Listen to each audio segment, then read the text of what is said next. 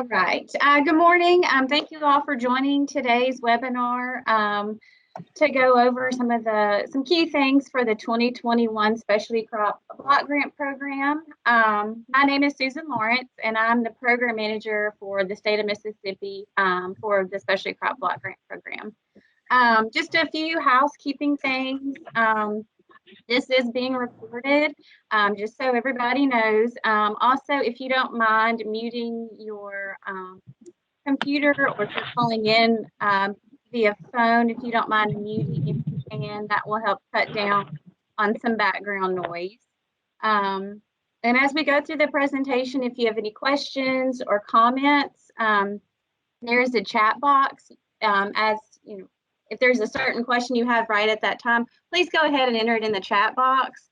And if you're on the computer, there should be a little, looks like a little comment box at the very top. You can click on it and it will pop up a chat on the side. So please enter those questions as we go through this presentation. And I'm going to share my screen.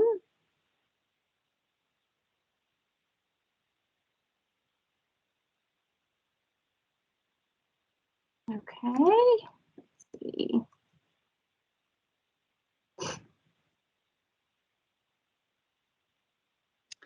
All right, the Specialty Crop Block Grant Program is a program through the United States Department of Agriculture. It is funded through the Farm Bill to each State Department of Agriculture. These allocations, we have not received our allocation for 2021, so we are just going ahead and anticipating USDA to announce their allocations for each state here pretty soon. But we wanted to go ahead and put out our request for proposals to give y'all some time to go ahead and get those back into us. The purpose of this grant program is to solely enhance the competitiveness of specialty crops in our state, which that can be done by leveraging efforts to market and promote specialty crops, assist producers with research and development on specialty crops, expanding availability and access to specialty crops, and also addressing local, regional, and national challenges confronting specialty crop producers.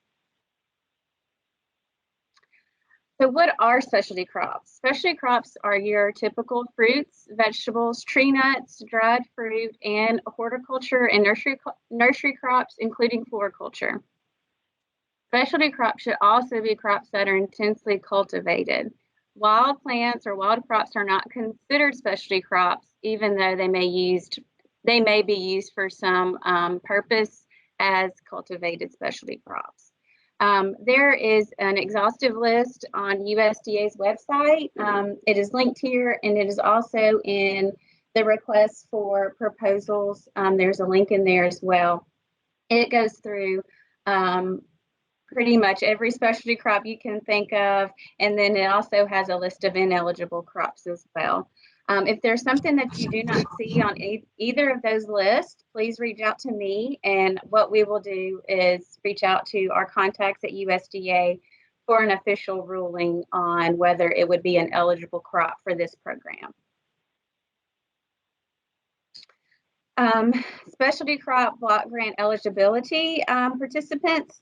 So according to USDA guidelines, these funds cannot be awarded to projects that solely benefit a particular commercial product or provide a profit to a single organization, institution, or individual or farm, because that does not enhance the specialty crop industry of the state.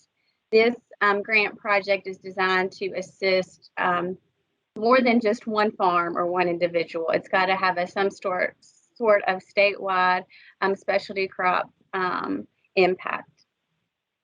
In addition, recipients cannot use funds to compete unfairly with private companies that may provide an equivalent product or service. If you are interested in applying and you may be an organization, institution, or an individual, we encourage you to participate as a project partner. And proposals are encouraged from state and local organizations, academia, producer associations, industry, or community-based groups, and other specialty crop organizations. If you do submit more than one proposal, please prioritize those submissions in the case that only one may particularly be funded. We would like to know what your priority would be. Speaking along priorities, there are a list of priorities that projects must meet one of these priority areas. The projects must either be a promotion and marketing grant, provide grower education programs for, say, new farmers and also seasoned farmers, increasing market opportunities for specialty crops, development or research of new varieties or exploration of potential new specialty crops, enhancing food safety, pest and disease control, and increasing knowledge and consumption of specialty crops. Okay, now I'm going to open up the request for proposals. Can everybody see this Word document? Let me make sure. Okay, yeah. So you should have all been emailed a copy of this. It is also on our MDAC website, and in addition to this PDF version, there's also a Word template version of just the actual project proposal template that I will go through a few things on that as well. Okay. So a lot of the information I just went over is in the beginning of this document, and then I will start right here.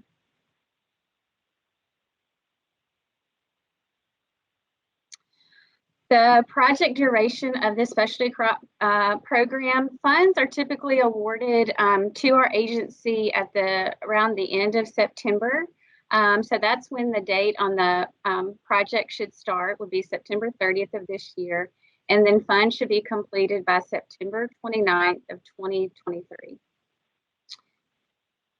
Projects where one organization specifically attempts to disparage the mission, goals, or actions of another organization are unallowable per USDA guidelines. Also, projects should supplement expenditure of funds to support specialty crops in Mississippi rather than replace existing funds. If you have a project that you're already doing, you shouldn't apply to this grant as a way to fund that, but you could apply for a way to enhance a current project or program.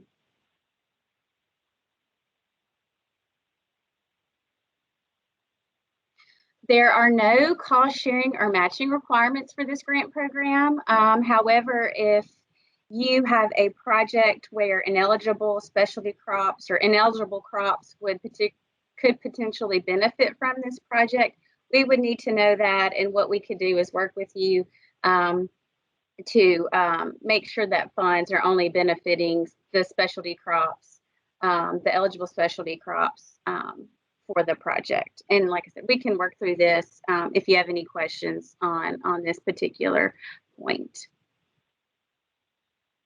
Allowable costs, there is a much larger chart at the end of this document that goes through more in depth some allowable costs, but I want to go through quickly a few restrictions and limitations on the grant funds.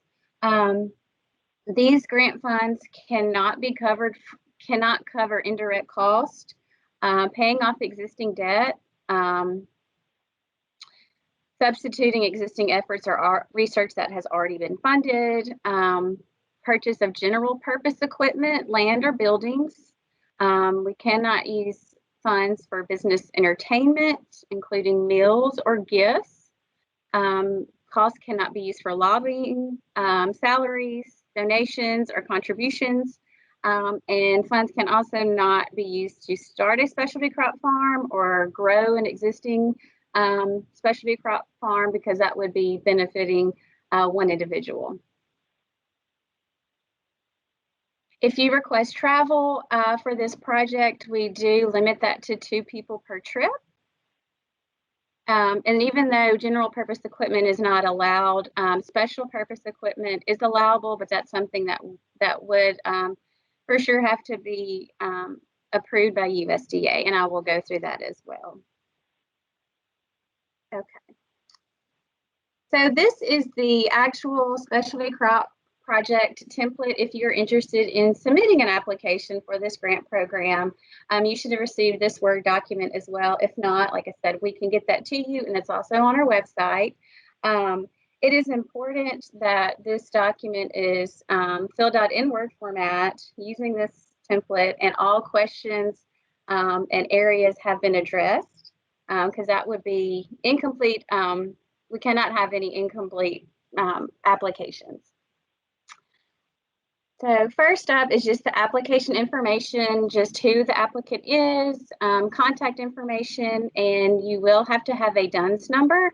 There's more information in this packet on what that is, and this link here, if you need to register to obtain a DUNS number, please do that as well. The project title, the duration of the project, those dates were mentioned previously. That would be September 30th of 2021 to September 29th of 2023. You would enter those dates in there. The project partner and summary section is just a brief description of the project and who is applying, and there's an example here for you. The priority area, that is what I mentioned earlier on in the presentation. Please let us know what the focus of this proposed project is out of that list of priorities. The project purpose. This is where you really need to tell us what is the reason for this project. What issue or problem will this project address in the specialty crop industry? Everything on the rest of the application should be able to reflect back to this. It should be evident that all the activities, the budget, everything is reverting back to what the purpose of the project is. That's very important. Objectives. You can list as many or as few objectives here as needed. What you are wanting to accomplish through this application or this grant project. Please keep in mind, if you are awarded this project, there are reporting requirements throughout the life of the grant program, and USDA will require you to report on the status of these objectives each year if they have been obtained, or if they have not been obtained, then you would have to detail why. So just keep that in mind, that make sure that these objectives are realistic and attainable. This project beneficiary section, one key thing for this is please make sure you enter a number where it says estimate the number of beneficiaries. They don't want words here that says this project will benefit all specialty crop producers in the state. They want to see an actual number. There are also a few check boxes here. Please make sure that those are accurate. Continuation project information. If you have been funded a previously funded specialty crop block grant project in the past, you will need to fill out this section and to detail how this project builds off of a previous project, or if it was related to a previous project, please detail that information here. Likewise, if you have submitted this particular project to another federal or state grant program, USDA also needs to know that information. They will not duplicate funding. Or if you are planning to submit this project to another grant program, please also detail that as well.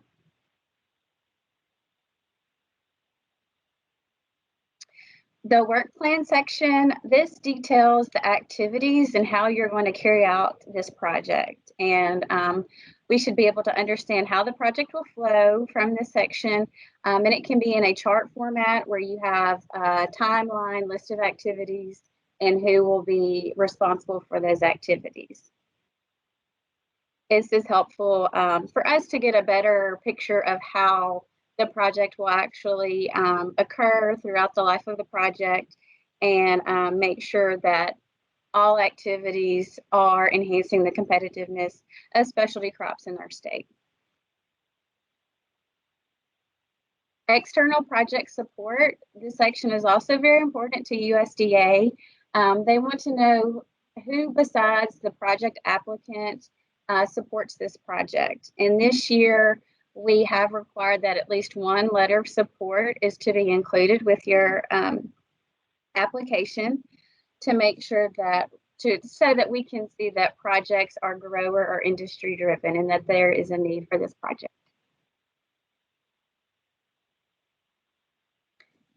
Another important section is the expected measurable outcomes. This requirement was put forth through the Federal Office of Management and Budget. This is how they really evaluate the entire specialty crop program across the United States to make sure to see the success of this program. So you must select one outcome measure from this list of 8, and then also an outcome indicator.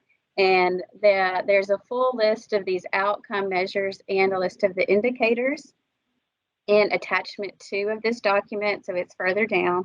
I will show y'all that as well. One thing to remember, if you are proposing a marketing or promotion grant project, you must choose outcome 1 of this list.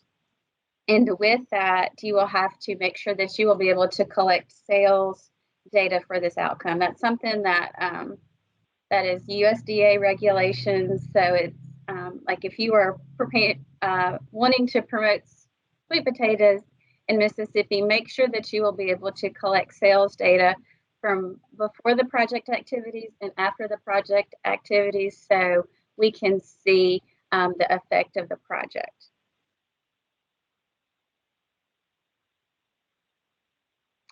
All right. Also, in relation to outcome and indicators, you will need to explain how you will collect the data, and please provide as much detail as you can in this section. Don't just say we will do a survey. Please say who you're going to do the survey with, when you will conduct the surveys, as much information as possible. This is one section that USDA usually comes back on to us to ask for information on how the applicants will be able to collect the data in order to successfully report on these outcomes and indicators. All right, and then the budget. This right here at the front is just a summary of your proposed budget, and then there will be each section is broken down per budget category. One thing to keep in mind as you are filling out this budget to make sure that each expense is reflected in the work plan, in the project purpose, and one thing that can be helpful is, does this purchase enhance the competitiveness of specialty crops? This grant program is very particular on how funds are spent, and they want to make sure every expense is related to this project and related to specialty crop competitiveness. Applicants can submit a request for intermittent labor, which would be labor for irregular intervals, not full-time or salaried employees. This is not to pay somebody to conduct this project. This is meant to be a way for you to hire labor if needed to assist in maybe planning, maintaining, or harvesting projects or field plots, especially projects that rely heavily on research. This section is limited to 25% of the budget, and we can typically we have a certain formula. We say that is 25% of all your other expenses. So, and we can work with you on that. If you submit the application, it's not quite, we will work with you to make sure that intermittent labor is limited to 25% of your other expenses. So that would be like your travel, your supplies, if you have any equipment or other, you would take the total of those expenses, and whatever 25% of that would be the amount that you're limited to for intermittent labor. Also, in all these sections, you will notice there's justification. So please make sure that you are justifying the expenses and why it's needed for this project. Travel, like I said earlier, travel is limited to max of 2 travelers per trip. Travel to conferences or meetings that are not solely related to specialty crops must provide justification. And some of the current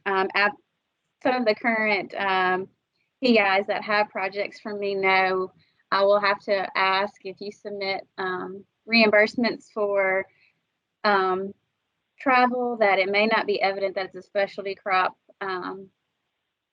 conference, that I will request additional information to prove that, because that is a USDA requirement as well. Please make sure that you use your formal organizational travel policy. If you don't have this, you use the government rates, and those can be found through this link here. That is for government rates for hotels, mileage, meals, those sort of things. And please detail as much as you can. We understand that you may not know the exact date that you will travel, and we can be flexible in that, but please list the trips and provide justification for why those are needed and why it relates to this project.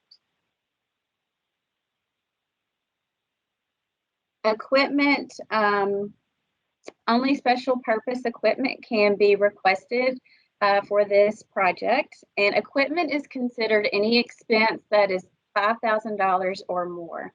So if there's a certain expense that is less than $5,000, even though you may consider it a piece of equipment, if it's $5,000, less than $5,000, it is considered a supply for this project.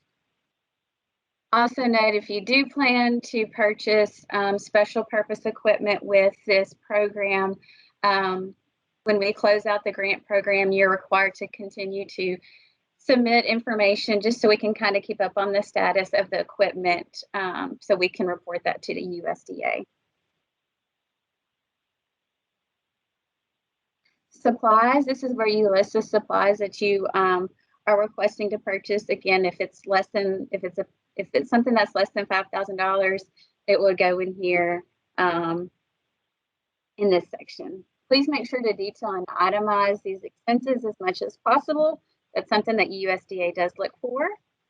Contractual expenses, if you plan to contract something out, please detail that here.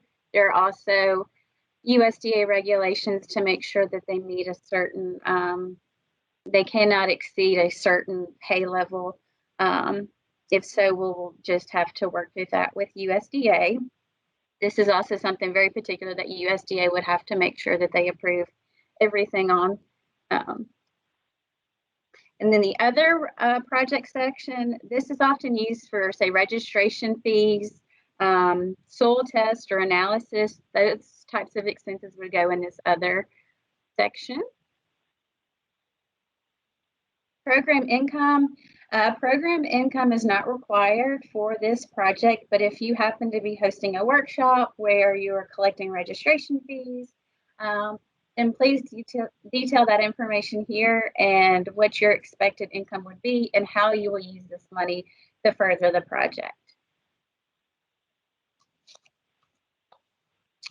This is also required to be included in the project, this sheet, to please fill out and sign that. Just a reminder, the applications are due March 31st by 5 p.m. They must be completed, answer all questions. Please submit it in an electronic version in Microsoft Word.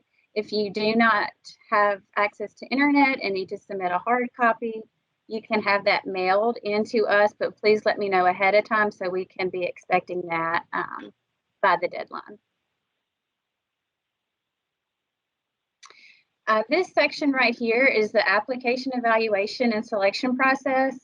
So once we receive all the applications by the deadline, we have an outside advisory committee that will read and review and score all the projects. And this is the evaluation sheet that they use. Just so you can know, and that can kind of help you to make sure that you are hitting all the points throughout the application. And just so you know, this application process is pretty lengthy. We are required to have everything into USDA by May, and then USDA will review, come back with us with any questions on the projects that we submitted, but funds won't officially be awarded until late September or early October of this year. So, again, here's the information on the DUNS number. If you are awarded a grant, you will also have to register in SAM.gov. This is the System for Award Management that just makes sure that you have not been debarred from receiving government funds or anything like that. Just some other information here. I will go over the reporting requirements. Again, if your project does get funded, you will have to submit reports to us and to USDA on an annual basis. And those templates are here so you can know what would be expected of you.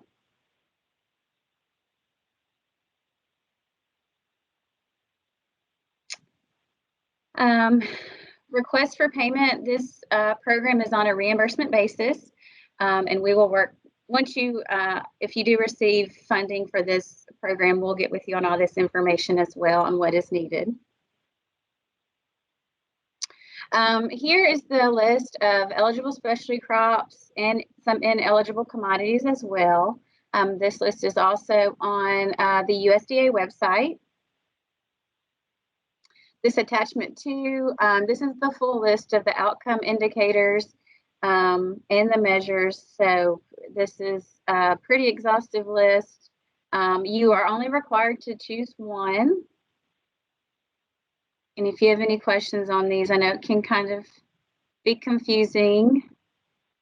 We'll work with you on that. And then lastly, the attachment 3 is a larger list of some allowable and unallowable costs and activities. And I'm going to hit on just a couple that seem to come up quite a bit.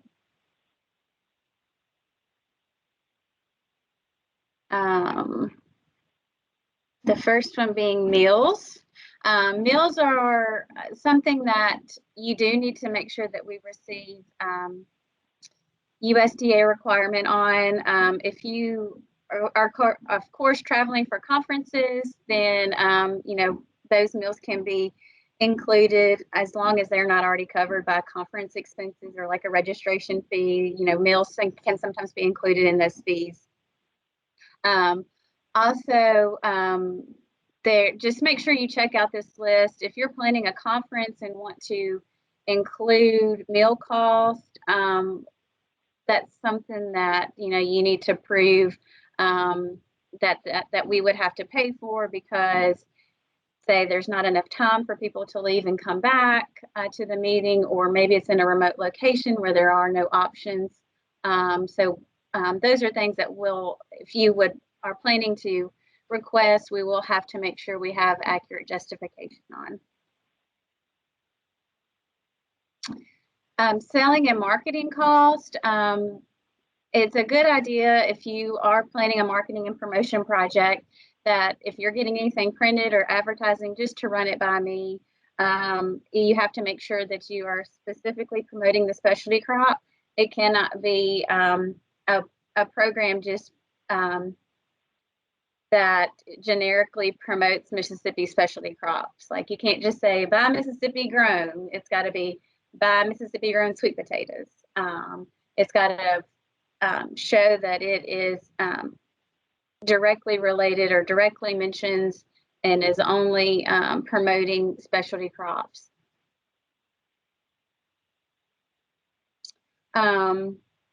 Also, No promotional items are allowed to be purchased with these funds because those are considered gifts.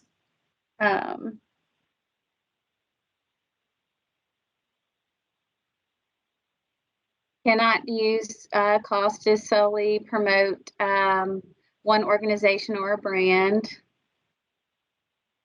If you have any questions on these specific things, please let me know. I just wanted to highlight the selling and marketing costs. If you are awarded a project, it's just good to run it by me just to make sure that it is approved, because we don't want the situation to be you spend the money and it's not eligible with USDA and we can't reimburse you those funds. And then here's a little checklist at the end. Make sure you've addressed all these sections and have the required documents, and make sure that they are into me by the end of this month. And I'm going to see if we have any questions in the chat box. If I can get off of the screen share.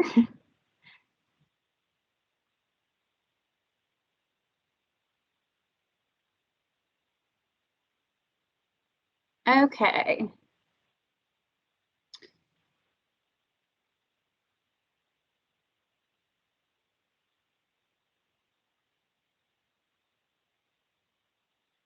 Is there a budget limit? I'm not sure what exactly. There's no min or max requirement for the entire request. Oh, graduate research assistant.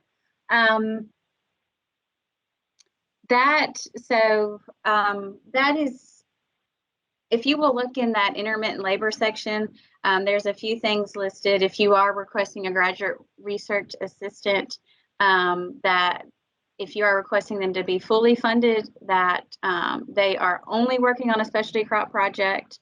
If they would be split with something else, then we would need to make sure that funds are shown that they would be coming from another source as well.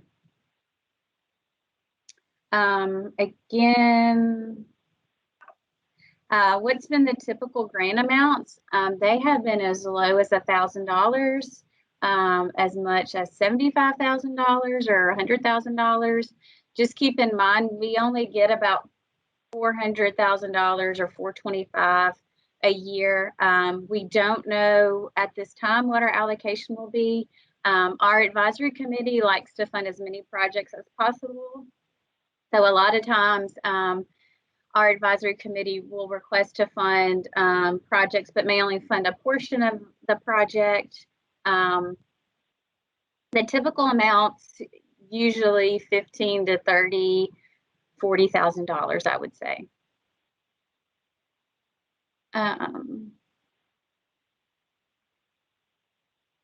Okay, I have another question regarding a potential project.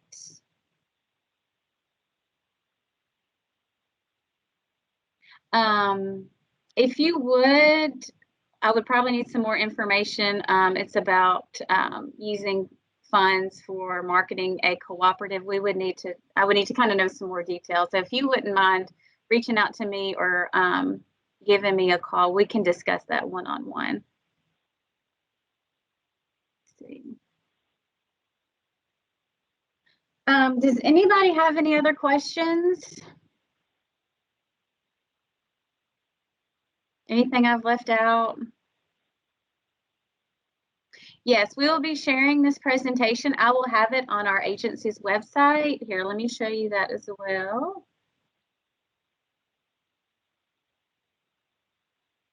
Okay. If you just go to our agency's website, mdac.ms.gov, over here under alerts and announcements, you will see Specialty Crop Block Grant Program.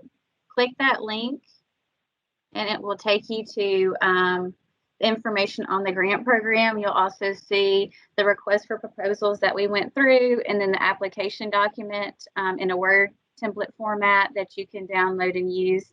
And we will post, if everything goes correctly, we'll post this video and the PowerPoint on this section as well, or have it linked so you will be able to access it from here.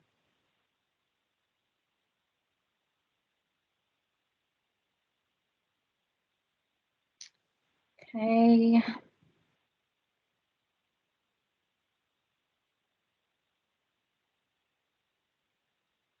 I'm reading through some questions, y'all, so bear with me a second.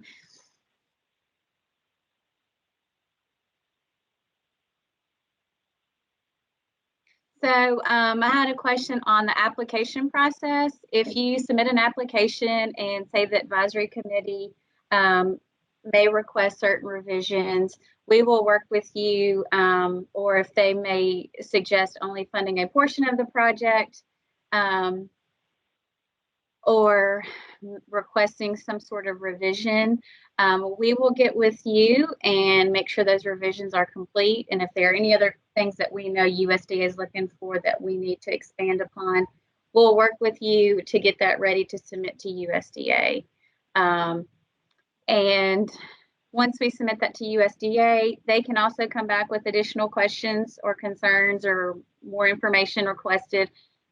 This can, it usually doesn't last this long, but, you know, depending on who's reviewing projects, you know, we can usually know by August if it has been approved, and then funding won't actually be available until very end of September, beginning of October.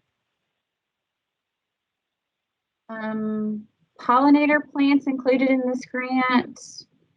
Pollinator plot, excuse me. To my knowledge, I don't know of any. I guess you may just want to give me a call after this, and we can talk. I'm not exactly sure what you're asking. We have had some honey and beekeeping projects funded in the past for educational purposes. But yes, if Lori, if you will give me a call, and also S. Russell, we can talk more one-on-one. And if there's any other, you know, more specific projects that you have an idea and you just kind of want to talk it through, please let me know, or give me a call, shoot me an email, and we can discuss those.